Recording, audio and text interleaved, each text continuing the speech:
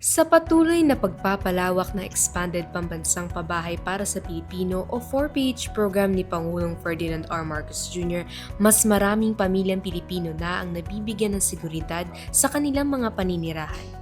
Sa Lucena City, masayang tinanggap ng mga residenteng kabilang sa Presidential Proclamation No. 436 ang kanilang mga Certificate of Entitlement.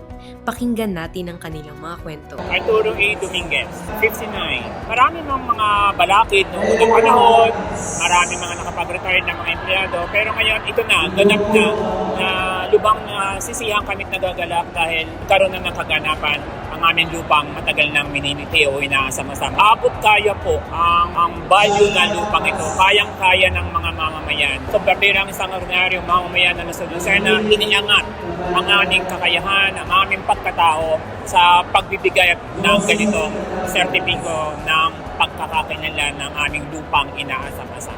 Sa wakas, sa pamamagitan na nakaupo ngayong Pangulo ng Republika ng Pilipinas, Kagalang-galang Ferdinand Bongbong Marcos Jr., na sa loob ng 23 taong nakalipas, ito na, totoo na, hindi na pangarap lamang. Ako po si Marlon Villaruel po. Kasalukuyan po ako nagtatrabaho sa City Government of Lucena. Dito po nagsisimula yung security natin.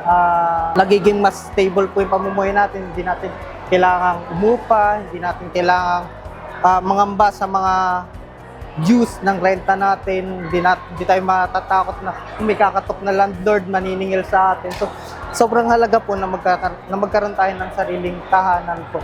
Sa atin pong minamahal na Pangulo Ferdinand Marcos Jr., maraming salamat po sa programang ito at kami po ay nakatanggap po na naging beneficiary po ng ganitong programa po. Maraming salamat po.